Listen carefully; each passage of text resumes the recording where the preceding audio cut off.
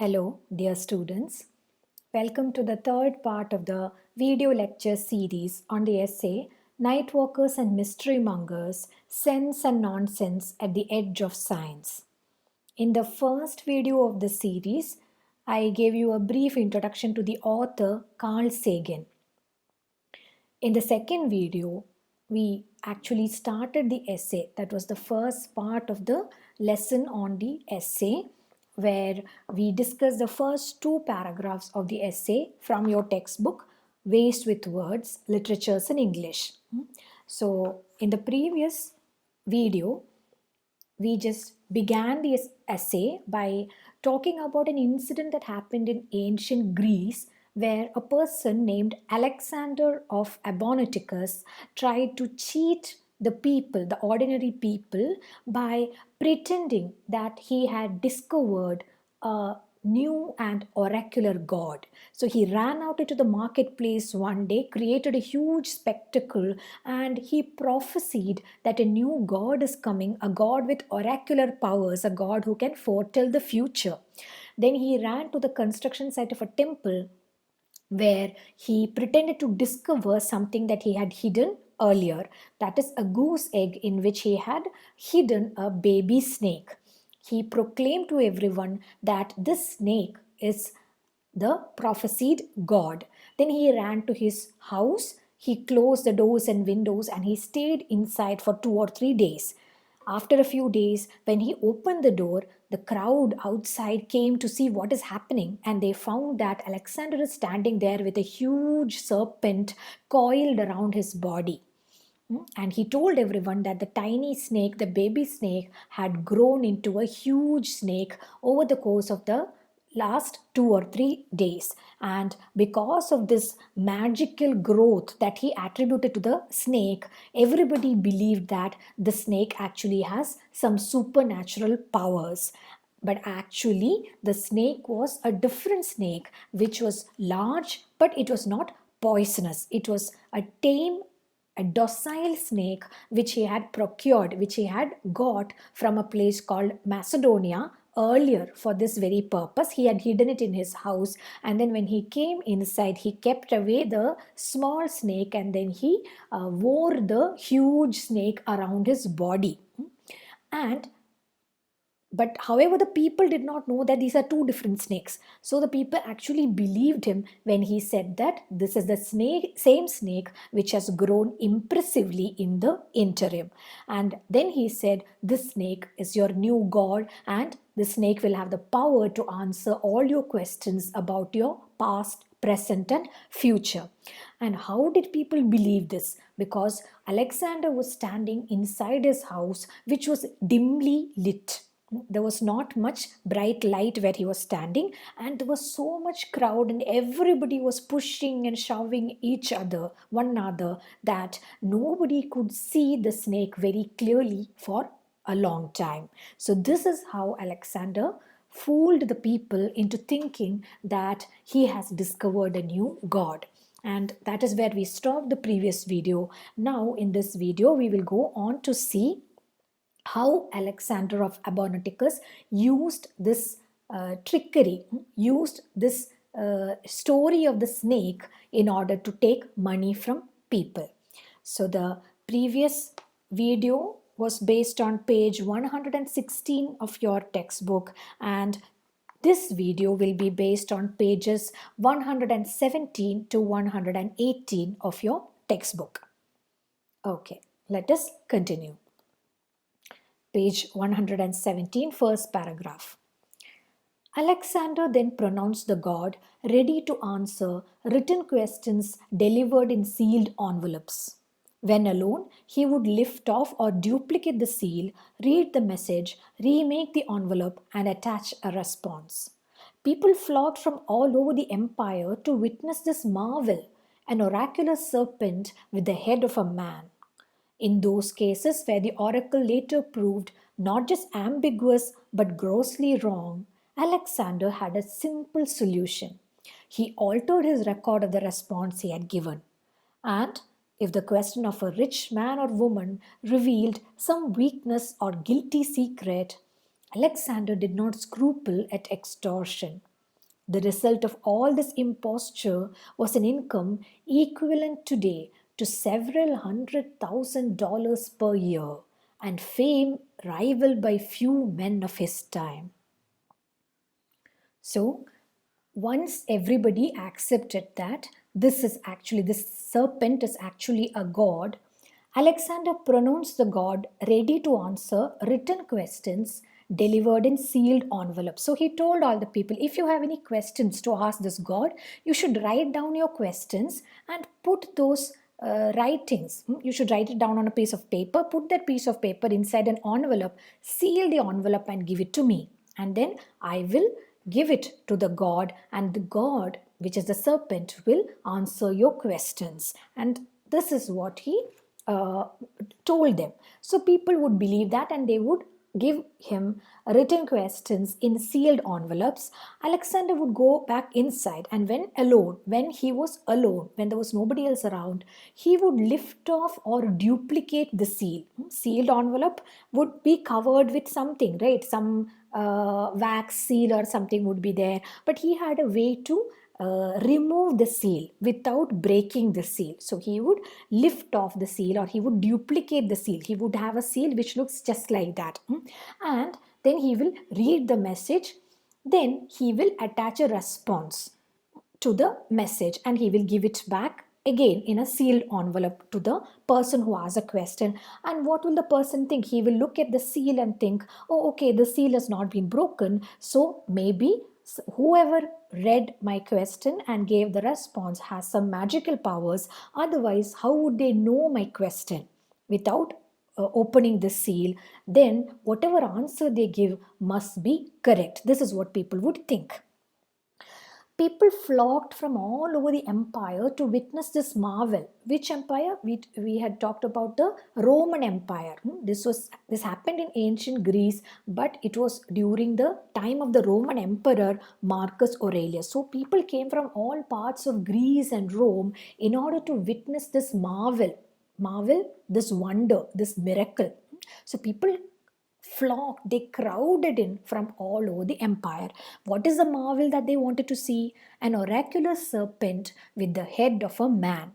Not just some serpent, an oracular serpent, a serpent who is also an oracle, a serpent who is a prophet, a serpent who can foretell the future, but with the head of a man. And in the previous class, we had mentioned how Alexander had created a kind of mask or a kind of fake head for the serpent using linen, and he had made it to look like the head of a man. So people actually believe that this is some kind of a strange magical serpent with the head of the man and the ability to foretell the future. Now, sometimes what happened is that the oracle would say something and later it would be proven to be wrong. In those cases where the oracle later proved not just ambiguous means confusing. We don't know whether it is right or wrong. So sometimes the answer would prove ambiguous, then that is okay, he will manage it somehow. But sometimes the answer would turn out to be grossly wrong, completely wrong. In such cases, Alexander had a simple solution. What was it? He altered his record of the response he had given. So, what he would do is when people came and asked a question, he will put down a record of what response was given, what was the answer given to this particular person on this particular day. And even if the answer turned out to be wrong, when the people came and asked him that, Alexander would find out early and he would alter, he would change, he would edit the record he had written of the response, the answer that was given to this person. And when the person comes and says, the god told me this thing but it turned out to be wrong, then Alexander would say, you are lying. This is my record of the response that was given by the oracular god. And then everybody else would believe Alexander. And one more thing that he did, so he would take some small amount of money from everybody to, for the privilege of asking questions to this god and getting their answers. But sometimes, if the person who asks a question is a rich man or woman, he would pay extra attention to that. If the question of a rich man or woman reveals some weakness or a guilty secret, Sometimes from their question, Alexander would understand that they have some guilty secret which they want to protect. They wouldn't want anybody to know that secret. Then what would he do? He would blackmail them. Alexander did not scruple at extortion. Extortion means the process of taking money forcibly from somebody, forcing somebody to give you money. So Alexander did not scruple at extortion. He did not hesitate to extort money from people. Scruple, actually, as a noun, means the moral conscience of a person, the ability to distinguish between right and wrong. That is what you mean when you say, I have some scruples. But here, scruple is used as a verb. He did not scruple at extortion. This means that no sense of right or wrong motivated him to hesitate in asking people for money. So, which means that he very happily asked people for money, blackmailed people for money, and said that if you don't give me money, I will reveal your guilty secret to the entire world. And these rich men or women will be scared and they would give him whatever amount of money that he asked for. The result of all this imposture was an income equivalent today to several $100,000 per year and fame rivaled by few men of his time. So, because of all this imposture, this trickery, imposture means trickery. As a result of all this trickery, Alexander had an income. He got a lot of money. And what was his income like? His annual income per year, he got a lot of money, which in those days he must have got whatever.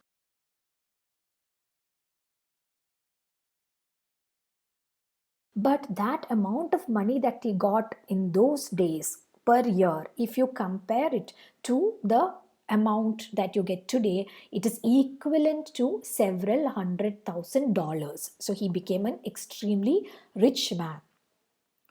Not just money, he also got fame. He became very famous as well, and his fame was rivaled by few men of his time.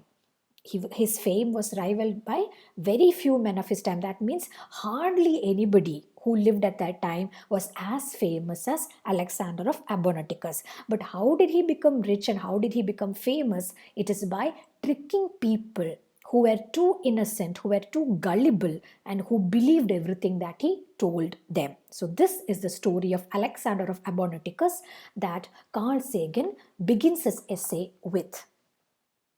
Now, how or why is Sagan actually talking about this story?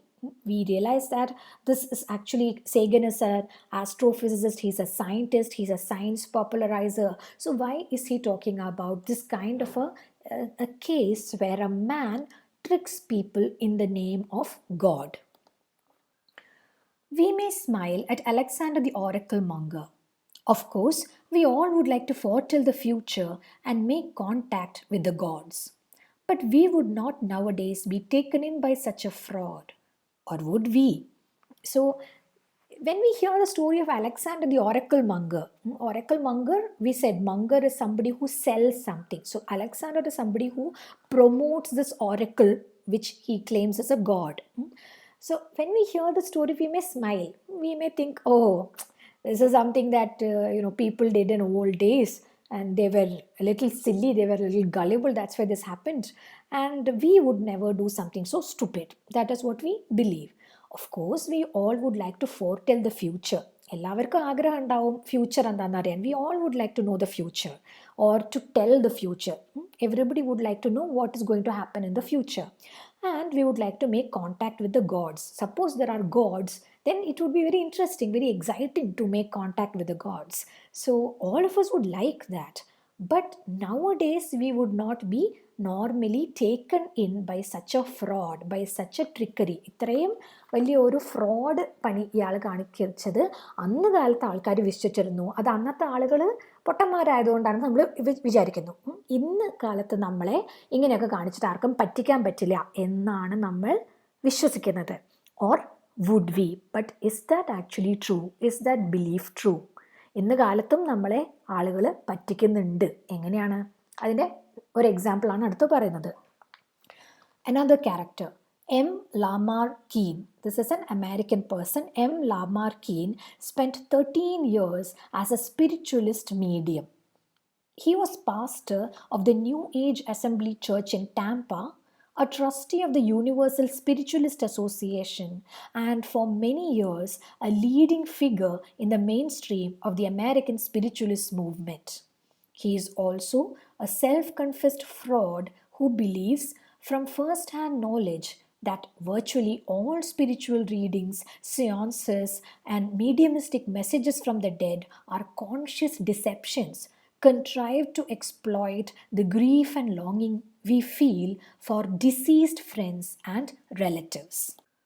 So, the next example that Carl Sagan mentions is a person from a much closer period of time, 20th century, a person from America called M. Lamar Keene. So Alexander of അബോണറ്റിക്കസിന്റെ കഥ നമ്മൾ കേട്ടത് പഴയ കാലത്ത് second century ADയിലെ ഗ്രീസിൽ നിന്നുള്ള കഥയാണ്. അപ്പം നമുക്ക് വിചാരിക്കാം അന്ന് കാലത്ത് ഏതോ നാട്ടിൽ ഏതോ കാലത്ത് നടന്ന കാര്യമാണ്, അന്നത്തെ ആളുകൾ അതൊക്കെ വിശ്വസിച്ചിരുന്നു, ഇന്നാരും അത് വിശ്വസിക്കില്ല എന്ന്. പക്ഷെ അത് തെറ്റെന്ന് നമുക്ക് പ്രൂവ് ചെയ്യാൻ വേണ്ടിയിട്ടാണ് കാൾ സാഗൻ അടുത്ത കഥ പറയുന്നത്. In this second incident that Carl Sagan is talking about, he mentions M. Lamar Keene, who was a spiritualist medium. What is a spiritualist medium? Spiritualism is the name of a movement in which people believe that the spirits of the dead are able to communicate with us. The spirits of the dead people want to communicate with us and they are able to communicate with us. And a medium is a person who is able to communicate with the spirits.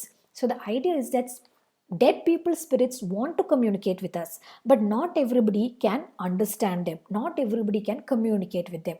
Some special people have the ability to talk to these dead spirits, and such people are called spiritualist mediums. So M. Lamar Keene told everybody that he is a spiritualist medium and he spent 13 years doing this job. He was pastor of the New Age Assembly Church in Tampa. Tampa is a place in America, and this New Age religion, basically it is not the same as religion. So this church that we're talking about is not the same as an ordinary Christian church, but rather this is a church, or this is a religious place for people who believe in spiritualism, people who believe that we can actually communicate with spirits. So he was a pastor of that church. He was a member of an association called the Universal Spiritualist Association, and he was for many years a main figure, a leading figure in the American spiritualist movement. He is also a self-confessed fraud. After spending 13 years as a spiritualist medium, he finally confessed that actually I am a fraud. And because he himself was a fraud, he knows the tricks and the techniques that are used by other fraudulent people. So he believes from his first hand knowledge, അയാളുടെ തന്നെ സ്വന്തം അനുഭവത്തിൽ നിന്ന്, first hand knowledge means first hand experience, your own experience, അയാളുടെ സ്വന്തം അനുഭവത്തിൽ നിന്ന് അയാൾ വിശ്വസിക്കുന്ന കാര്യം എല്ലാവരോടും പിന്നീട് പറയണം. ആദ്യം അയാൾ കുറേ ആളുകളെ പറ്റിച്ച് 13 വർഷം ജീവിച്ചു. അതിനുശേഷം അയാൾ കൺഫസ് ചെയ്തു, ആക്ച്വലി ഞാൻ ചെയ്തതെല്ലാം ഫ്രോഡ് പണിയായിരുന്നു, എൻ്റെ അനുഭവത്തിൽ നിന്ന് ഞാൻ പറയാം ഇങ്ങനെയുള്ള എല്ലാ പരിപാടികളും ഫ്രോഡാണ്. എന്തൊക്കെയാണ്? He believes that virtually all spirit readings are fraud.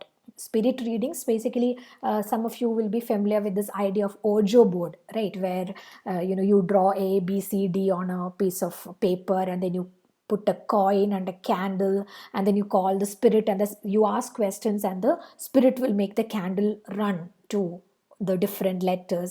Some of you may be familiar with such stories. We used to sometimes do that in our hostel days and all that. So this kind of spirit readings are actually fraudulent.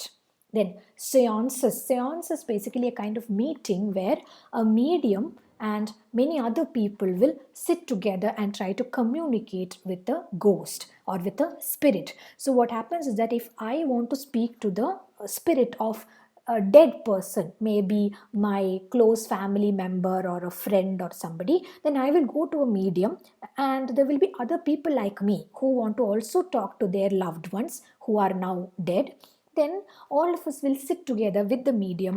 We will close our eyes and hold our hands, and then they will burn some incense or something, and then there will be dim light and music and all, and then the medium will start speaking as if he or she has been possessed by the spirit of the dead person.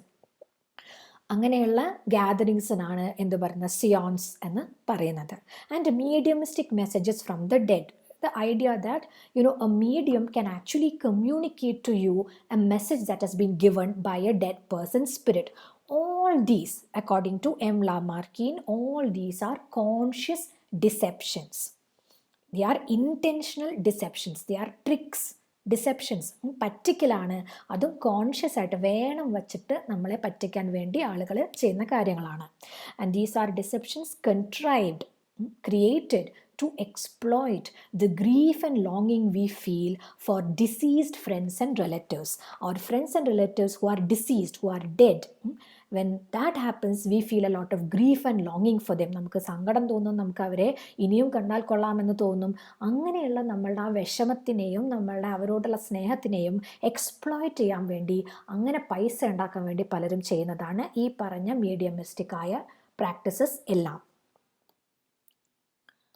Now, Keene, like Alexander, would answer questions given to him in sealed envelopes. In this case, not in private, but on the pulpit. He viewed the contents with a concealed bright lamp, or by smearing lighter fluid, either of which can render the envelope momentarily transparent.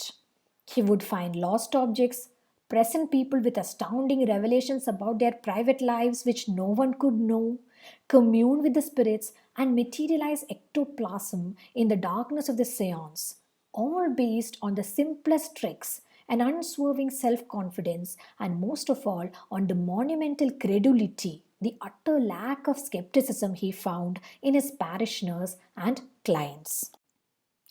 So now this is the process by which Lamarckine used to make money from people.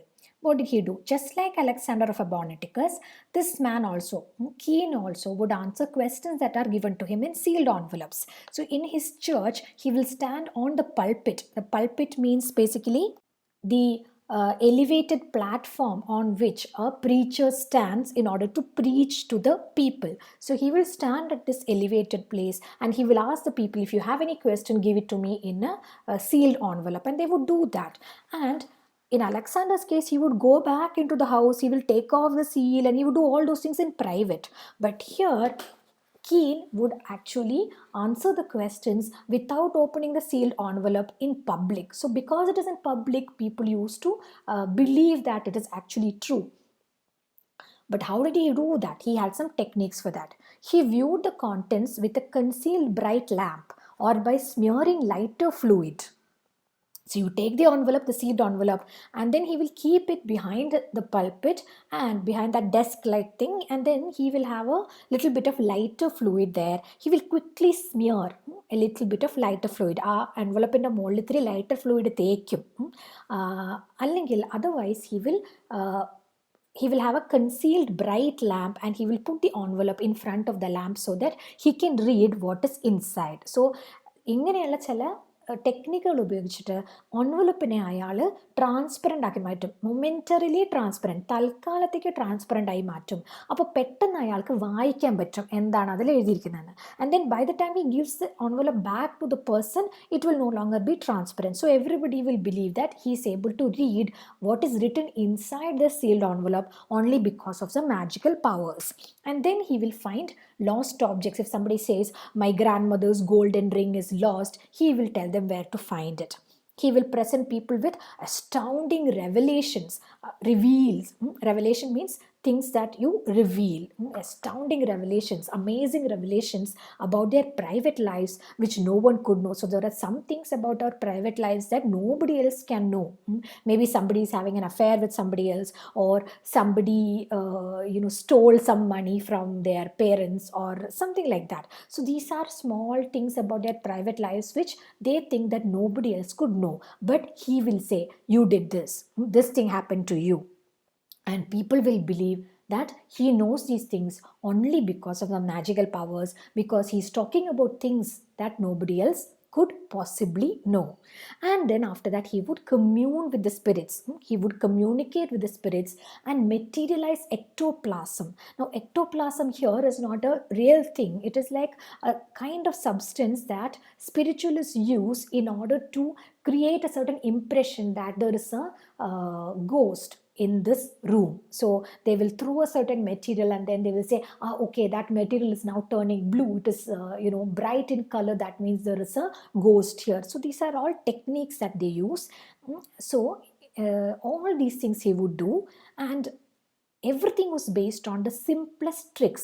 He had very simple tricks like the smearing of lighter fluid. ആ envelope-ന്റെ മുകളിൽ lighter fluid തേച്ചാൽ താൽക്കാലികമായിട്ട് അത് transparent ആവുമെന്ന് പറയുന്നത് പോലെയുള്ള ഒരുപാട് കുഞ്ഞു കുഞ്ഞു ടെക്നിക്കുകൾ, വളരെ സിമ്പിളായിട്ടുള്ള ടെക്നിക്കുകൾ അല്ലെങ്കിൽ ട്രിക്സ് ഉപയോഗിച്ചിട്ടാണ് ഇയാൾ ഇതെല്ലാം ചെയ്തിരുന്നത്.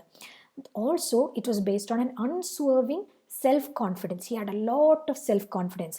ആരെന്ത് പറഞ്ഞാലും അയാൾ അത് തട്ടിപ്പാണ് എന്ന് ആരെങ്കിലും മുഖത്ത് നോക്കി പറഞ്ഞാൽ പോലും അയാൾ വളരെ കോൺഫിഡൻ്റ് ആയിട്ട് അല്ലല്ല ഇതെല്ലാം എൻ്റെ മാജിക്കൽ പവറാണ് എന്ന് അങ്ങനെ പറഞ്ഞ് പിടിച്ചു നിൽക്കാനുള്ള ഭയങ്കര ഒരു സെൽഫ് കോൺഫിഡൻസ് ഉണ്ടായിരുന്നു. And most of all, what made all these things possible was the monumental credulity of his parishioners and clients. Credulity means that quality of a person which means that they will believe anything said by anybody. Credulity is the readiness to believe. Incredulity means that disbelief. You feel disbelief. So the monumental, the great, the huge sense of credulity that people came with, because when people come to such things and say that I want to talk to this dead person's spirit, they are coming there with a lot of belief.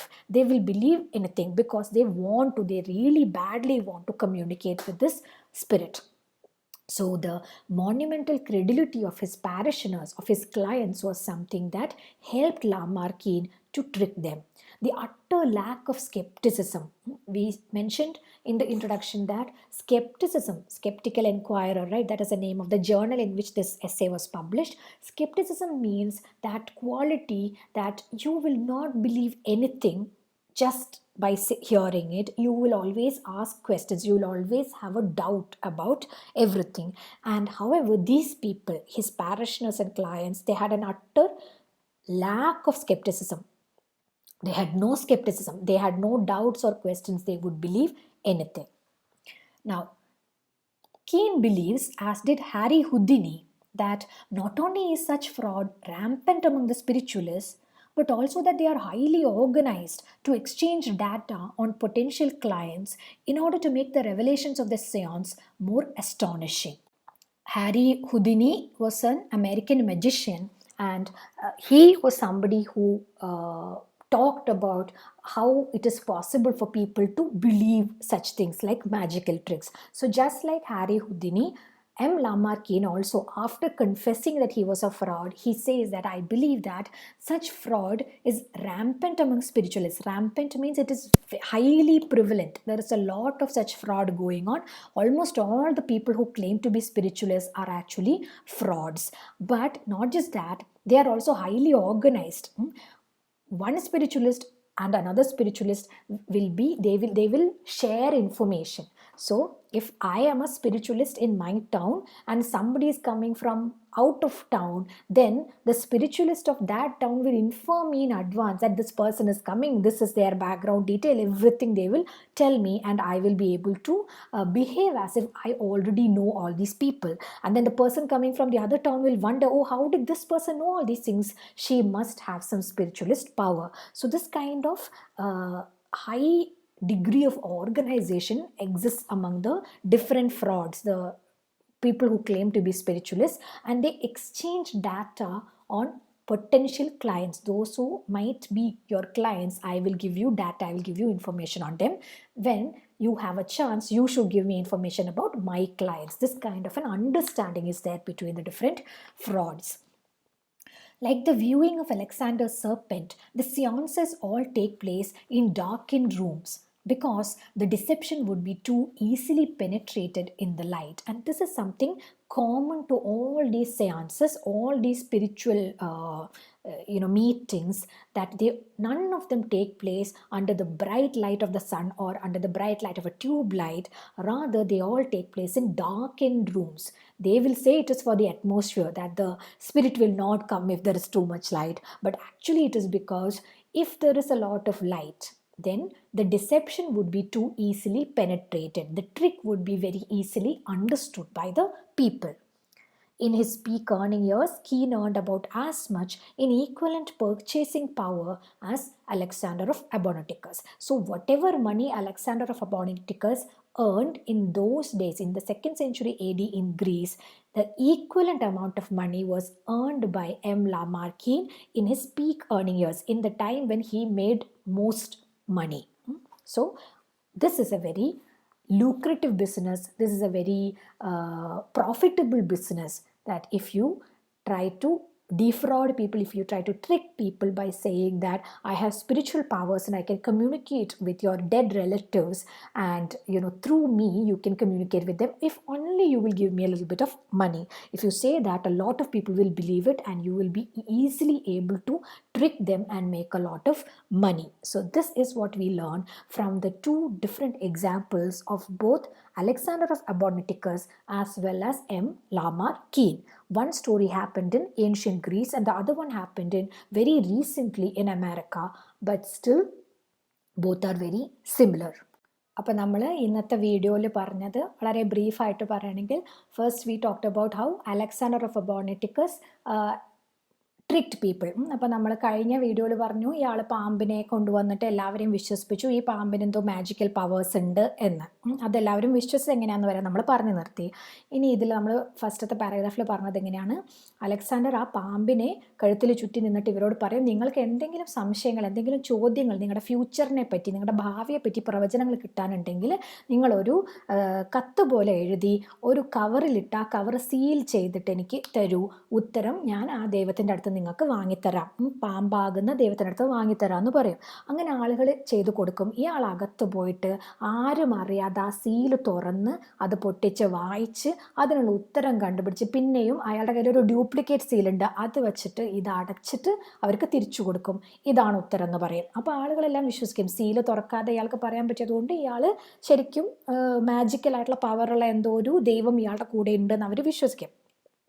ചില സമയത്ത് എന്തുണ്ടാവും, പൈസക്കാരായ ആളുകളാണ് ചോദ്യം ചോദിച്ചതെങ്കിൽ അവരുടെ ചോദ്യത്തിൽ നിന്ന് ഇയാൾക്ക് മനസ്സിലാവും അവർക്ക് എന്തോ ഒരു ഗിൽറ്റി സീക്രട്ട് ഉണ്ടെന്ന്.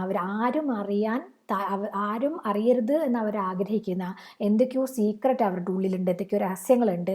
അത് കണ്ടുപിടിച്ചിട്ട് ഇയാൾ അവരോട് പിന്നീട് പോയി പറയും, ഇതൊക്കെയല്ലേ നിങ്ങളുടെ സംഗതികൾ, ഇത് ഞാൻ ആരോടും പറയാതിരിക്കണമെങ്കിൽ നിങ്ങൾ എനിക്ക് പൈസ തരണം. അങ്ങനെയും അയാൾ പൈസ ഉണ്ടാക്കുമായിരുന്നു. അപ്പോൾ ആളുകളെ പറ്റിച്ച് പല രീതിയിൽ ഇയാൾ പൈസ ഉണ്ടാക്കുമായിരുന്നു. അങ്ങനെ പൈസ ഉണ്ടാക്കി അയാൾ ഒരു $100,000 ഒരു വർഷം കിട്ടുന്ന അത്രയും പൈസ, അന്നത്തെ പൈസ ഡോളറല്ല, പക്ഷെ ഇന്നത്തെ $100,000 ഈക്വലൻ്റ് ആയ, അതിനൊപ്പമായ ഒരു എമൗണ്ട് അന്ന് അയാൾ ഉണ്ടാക്കിയിരുന്നു.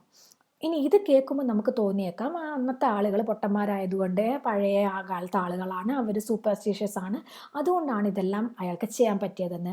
പക്ഷേ മറ്റൊരു എക്സാമ്പിൾ വെച്ചിട്ട് കാൾ സെഗൻ പറയുകയാണ്, വളരെ റീസെൻ്റ്ലി അമേരിക്കയിൽ ഉണ്ടായ ഒരു സംഭവം പറഞ്ഞിട്ട് അദ്ദേഹം പറയുകയാണ് ഇന്നും ആളുകൾ പറ്റിക്കപ്പെടുന്നുണ്ട് ഇതേ രീതിയിൽ.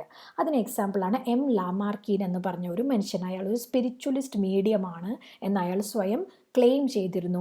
അതായത് മരിച്ചുപോയ ആളുകളുടെ ആത്മാക്കളോട് സംസാരിക്കാനും അവരോട് കമ്മ്യൂണിക്കേറ്റ് ചെയ്യാനും കഴിവുള്ള ഒരാളാണെന്ന് അദ്ദേഹം പറഞ്ഞിരുന്നു.